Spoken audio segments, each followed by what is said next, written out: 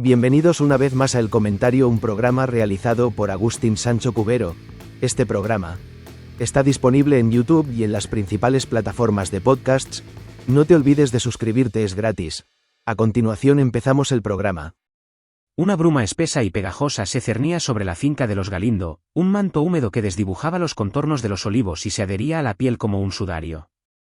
Era la noche del 22 de julio de 1975, una noche de verano andaluz que prometía el bochorno habitual, pero que el destino había teñido con los colores de la tragedia. En el corazón de la campiña sevillana, en la localidad de Paradas, el cortijo de los Galindos era un universo en sí mismo, un microcosmos de trabajo y sudor, de vidas entrelazadas por la tierra y la dependencia del patrón. Don Gonzalo Fernández de Córdoba y Topete, marqués de Valparaíso y de Grafal, era el dueño de todo aquello, un fantasma lejano en Madrid cuya voluntad se ejecutaba a través de sus hombres de confianza. El verdadero rey de aquel feudo era el capataz, Manuel Zapata, un hombre recio, de piel curtida por el sol y de pocas palabras, cuya autoridad era tan indiscutible como la salida del sol. Su esposa, Juana Martín, era el alma del cortijo, una mujer de carácter que gobernaba la intendencia con mano firme y un cariño áspero. Junto a ellos vivía Ramón Parrilla, el tractorista, un joven lleno de sueños y de amor por Asunción, su novia, con la que planeaba casarse en apenas unas semanas. Y estaba también José González, un peón de pocas luces y mucha fuerza, un hombre simple al que todos llamaban el tonto del pueblo, aunque su simpleza escondía abismos de resentimiento. Aquella noche, el silencio del campo se vio desgarrado por un grito ahogado, un sonido que la tierra pareció engullir de inmediato. Nadie lo oyó, o nadie quiso oírlo. La vida en el cortijo seguía su curso aparente, una coreografía de gestos cotidianos que enmascaraba el horror que se estaba gestando en su interior. La primera señal de que algo andaba terriblemente mal llegó con la ausencia. Manuel Zapata y Juana Martín no acudieron a una cita en Utrera. La extrañeza se convirtió en inquietud y la inquietud en alarma. Las llamadas telefónicas al cortijo se perdían en un silencio denso y ominoso. Finalmente, una partida de hombres se dirigió a los Galindos. El sol de la mañana siguiente, el 23 de julio, desveló una escena que helaría la sangre del más templado. El cortijo parecía dormido, pero era un sueño de muerte. En la casa principal, los cuerpos de Manuel Zapata y Juana Martín yacían en un abrazo macabro. Él, en el umbral, con la cabeza destrozada por un golpe brutal. Ella, en el dormitorio, con el rostro desfigurado por la saña de un asesino implacable. La violencia había sido extrema, desproporcionada, como si el autor de la masacre hubiera querido borrar no solo sus vidas, sino también sus identidades. La Guardia Civil llegó al poco tiempo, hombres de tricornio y gesto adusto que se enfrentaban a un puzzle macabro. La escena del crimen era un caos de sangre y desorden, un lienzo grotesco sobre el que se habían derramado odios ancestrales. Pero el horror no había terminado. La búsqueda por el extenso terreno del cortijo reveló nuevas atrocidades. En un pajar, entre la paja y el olor a animal, apareció el cuerpo de Ramón Parrilla. El joven tractorista había sido golpeado con la misma furia demencial que sus jefes. Su sueño de una vida junto a Asunción había acabado en un baño de sangre. Y aún faltaba una víctima. José González, el peón, estaba desaparecido. La lógica inicial, la más sencilla, lo señalaba como el culpable. Un hombre simple, quizás resentido, que en un arrebato de locura había acabado con todos y había huido. Era una explicación cómoda, un bálsamo para una comunidad aterrorizada que necesitaba un culpable al que odiar. Sin embargo, la realidad era mucho más compleja y escurridiza. Días más tarde, el cuerpo de José González apareció en un campo de girasoles, a varios kilómetros del cortijo. Estaba calcinado, una silueta negra contra el amarillo brillante de las flores. La autopsia reveló que había muerto de un disparo en la nuca. El asesino, o los asesinos, se habían tomado la molestia de trasladar el cuerpo y prenderle fuego, un intento burdo y desesperado de borrar las huellas de su crimen. El peón no era el verdugo, sino una víctima más. La teoría del asesino solitario y fugado se desmoronaba, dejando en su lugar un vacío lleno de preguntas sin respuesta. La investigación se convirtió en un laberinto de pistas falsas, de testimonios contradictorios y de silencios cómplices. El miedo se había apoderado de Paradas, un miedo atávico que sellaba los labios y desviaba las miradas. Todos en el pueblo parecían saber algo, o al menos sospecharlo, pero nadie hablaba. El cortijo de los Galindos se convirtió en un lugar maldito, un escenario de pesadillas que todos evitaban. La Guardia Civil, con los medios limitados de la época, se vio superada por la magnitud del crimen. Se barajaron múltiples hipótesis, cada una más enrevesada que la anterior. Se habló de un ajuste de cuentas por un oscuro asunto de drogas, de un robo que había salido mal, de un crimen pasional, de una disputa por tierras. Se investigó a la familia del marqués, a los trabajadores del cortijo, a los conocidos de las víctimas. Se interrogó a docenas de personas, pero todas las pistas conducían a un callejón sin salida.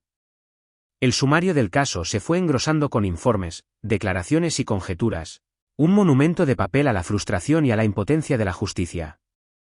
Una de las líneas de investigación más persistentes apuntaba a un conflicto interno en el cortijo. Se rumoreaba que Manuel Zapata, el capataz, era un hombre duro y exigente, que no dudaba en imponer su autoridad con mano de hierro. Se decía que tenía enemigos, gente que le guardaba rencor por algún agravio, real o imaginado. Se habló de una discusión por el reparto de la cosecha, de una deuda no saldada, de una afrenta al honor. En un pueblo pequeño como Paradas, las rencillas se magnificaban. Se convertían en odios enquistados que podían estallar en cualquier momento con una violencia inusitada. Se investigó a un antiguo trabajador del cortijo que había sido despedido por Zapata y que había proferido amenazas contra él. Pero no se encontraron pruebas concluyentes. El hombre tenía una coartada sólida, y aunque su animadversión hacia el capataz era conocida, no había nada que lo vinculara directamente con la matanza. Otra hipótesis, mucho más rocambolesca, hablaba de la implicación de la extrema derecha. Eran los últimos años del franquismo, una época de convulsión política y de violencia latente. Se dijo que el crimen de los Galindos podría haber sido una represalia por alguna actividad política de las víctimas, una advertencia a quienes se desviaban del camino marcado por el régimen. Sin embargo, no había nada en la vida de Manuel Zapata, Juana Martín o Ramón Parrilla que los vinculara con la disidencia política. Eran gente de campo, trabajadores sencillos cuyas preocupaciones se centraban en la tierra y en el día a día. La teoría de la conspiración política se fue desvaneciendo por falta de sustento. El paso del tiempo fue cubriendo el caso con una pátina de olvido. La prensa, que en un primer momento se había volcado en la noticia, fue perdiendo interés. El crimen de los Galindos se convirtió en una leyenda negra, una historia que se contaba en voz baja en las noches de invierno, un recordatorio de la fragilidad de la vida y de la oscuridad que puede anidar en el corazón humano. El sumario judicial, con sus miles de folios, acabó archivado en un juzgado de Utrera, un ataúd de papel para un crimen sin resolver. La justicia había fracasado. Los asesinos andaban sueltos, mezclados entre la gente, quizás llevando una vida aparentemente normal, con el peso de sus actos grabado a fuego en su conciencia. Años después, en la década de los 80, el caso volvió a saltar a la palestra. Un libro, El crimen de los Galindos, toda la verdad, escrito por el periodista Juan Rada, reabrió el debate y aportó nuevas pistas. El libro apuntaba a una trama de adulterio y venganza.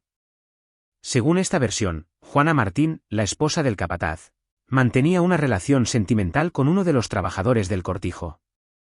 Manuel Zapata los habría descubierto, y en un ataque de celos, habría matado a su mujer y a su amante.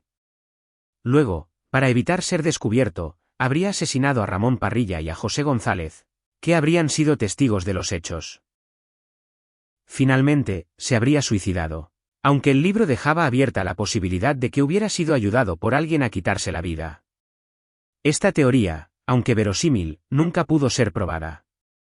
No había pruebas que confirmaran la supuesta infidelidad de Juana Martín, ni que sustentaran la idea de un crimen pasional seguido de un suicidio.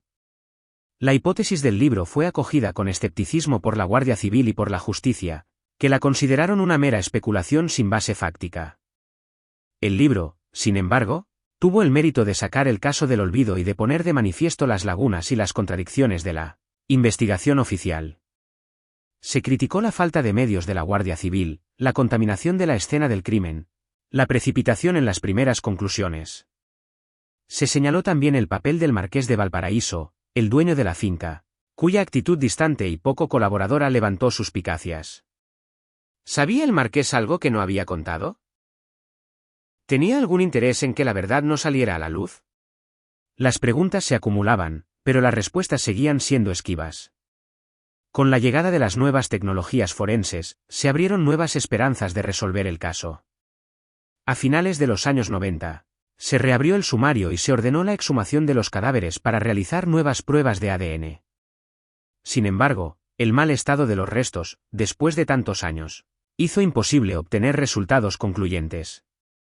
La ciencia, que en otros casos había sido la llave para desentrañar los misterios más enrevesados, se topó en los Gálindos con un muro insalvable. El crimen perfecto, si es que tal cosa existe, parecía haberse cometido en aquella finca andaluza. A día de hoy, el crimen de los Gálindos sigue sin resolverse. Es uno de los grandes enigmas de la crónica negra española, un caso que ha generado ríos de tinta y que ha alimentado todo tipo de teorías y especulaciones.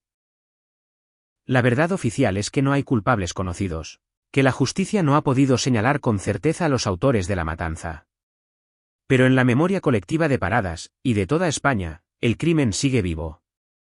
Es una herida abierta, una cicatriz que recuerda la fragilidad de la paz social y la facilidad con la que la violencia puede irrumpir en la vida cotidiana. Las sombras que se cernieron sobre los Gálindos aquella noche de julio de 1975 nunca se han disipado del todo. Siguen ahí, agazapadas en los rincones del cortijo, en los silencios de la gente del pueblo, en los legajos amarillentos del sumario judicial. Son las sombras de la envidia, del odio, de la codicia, de la pasión desatada. Son las sombras de la condición humana, capaces de lo mejor y de lo peor. El crimen de los Gálindos es un espejo en el que se refleja la parte más oscura de nosotros mismos. Un recordatorio de que el mal no es una entidad abstracta, sino una posibilidad siempre presente, una semilla que puede germinar en el terreno más insospechado. Quizás la verdad esté en los detalles que se pasaron por alto, en las palabras que no se dijeron, en las miradas que se evitaron. Quizás esté en el corazón de alguien que ha vivido durante décadas con el peso de un secreto inconfesable. O quizás, simplemente, la verdad se perdió para siempre en aquella noche de verano, engullida por la tierra sedienta de la campiña sevillana. El cortijo de los Gálindos, hoy en ruinas, es un monumento silencioso a la impunidad, un testigo mudo de una tragedia que el tiempo no ha logrado borrar. Sus muros desconchados, sus ventanas vacías, sus patios invadidos por la maleza, parecen susurrar una historia de sangre y de misterio, una historia que sigue esperando un final. La vida en Paradas continuó, como siempre lo hace. La gente siguió labrando la tierra, celebrando sus fiestas, llorando a sus muertos. Pero el recuerdo de los Gálindos quedó grabado en el alma del pueblo, como una marca de fuego. Los niños crecieron escuchando la historia de la matanza, una fábula macabra que les enseñaba a desconfiar de las apariencias, a intuir el peligro que se esconde detrás de la calma chicha. El crimen se convirtió en parte del folclore local, una leyenda que se transmitía de generación en generación, adornada con nuevos detalles, con nuevas conjeturas, con nuevas sospechas. Cada uno tenía su propia versión de los hechos, su propio culpable, su propia explicación para lo inexplicable. La ausencia de una verdad judicial dejó un espacio abierto a la imaginación, un terreno fértil para la fabulación. Se habló de tesoros escondidos, de pactos con el diablo, de fantasmas que vagaban por el cortijo en busca de justicia. La realidad se fue mezclando con la ficción, hasta el punto de que ya era imposible distinguirlas. El crimen de los Gálindos trascendió su condición de suceso para convertirse en un mito, un relato arquetípico sobre el bien y el mal, sobre la culpa y la redención. Y mientras tanto, los asesinos, si es que aún viven, han envejecido con su secreto. Han visto pasar los años, han sido testigos de los cambios que ha experimentado España. Han llevado una vida normal, o al menos una apariencia de normalidad. Quizás hayan formado una familia, hayan tenido hijos, hayan reído y llorado como cualquier otra persona. Pero en el fondo de su ser, en el rincón más oscuro de su memoria, tienen que llevar el recuerdo de aquella noche de julio, el olor de la sangre, el sonido de los huesos al romperse, la imagen de los cuerpos sin vida. Es una condena mucho más terrible que cualquier sentencia judicial, una cárcel sin muros de la que es imposible escapar. El sol sigue saliendo cada mañana sobre la campiña sevillana, iluminando los campos de olivos y de girasoles. La vida sigue su curso, imperturbable, ajena a las tragedias que se han desarrollado sobre esa misma tierra. Pero para quienes conocen la historia de los Gálindos, el paisaje ya nunca será el mismo. Siempre habrá una sombra que se proyecta sobre él, un eco de violencia que resuena en el silencio del campo. El crimen de los Galindos es una herida que no cicatriza, un misterio que se resiste a morir, una pregunta que sigue flotando en el aire, tan densa y pegajosa como la bruma que cubría el cortijo aquella noche de verano. Y quizás, en el fondo, sea mejor así. Quizás haya crímenes que no deban ser resueltos, misterios que deban permanecer como tales, para recordarnos que no todo tiene una explicación, que no todo puede ser sometido a la lógica de la razón. Quizás el verdadero castigo para los asesinos de los Galindos no sea la cárcel, sino el olvido.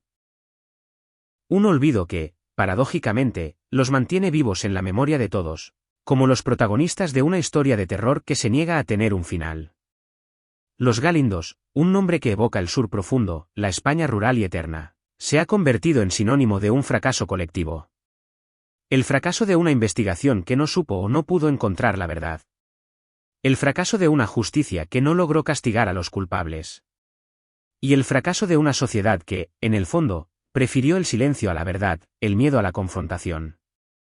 El caso de los Galindos es un retrato crudo y descarnado de una época, de un país que se debatía entre el pasado y el futuro, entre la oscuridad y la luz. Y en ese claroscuro, en esa zona de penumbra, es donde se gestó la tragedia. Las víctimas, Manuel, Juana, Ramón y José, descansan en el cementerio de Paradas. Sus tumbas son un recordatorio mudo de la brutalidad de la que fueron objeto. Sus vidas, truncadas de forma tan violenta, claman por una justicia que nunca llegó. Pero quizás su verdadero legado sea el de habernos obligado a mirar de frente a nuestras propias miserias, a nuestros propios miedos, a nuestras propias contradicciones. El crimen de los Galindos no es solo una historia de asesinos y de víctimas. Es una historia sobre todos nosotros. Sobre la fragilidad de la convivencia, sobre la facilidad con la que se pueden romper los lazos que nos unen, sobre la delgada línea que separa la civilización de la barbarie. Y esa es una lección que, por dolorosa que sea, nunca debemos olvidar. La bruma se ha levantado, pero la oscuridad permanece. Hasta aquí esta edición del programa del comentario, un programa realizado por Agustín Sancho Cubero. Este programa está disponible en YouTube y en las principales plataformas de podcasts. Hasta la próxima edición del programa. Muchas gracias. Dirección y realización Agustín Sancho Cubero.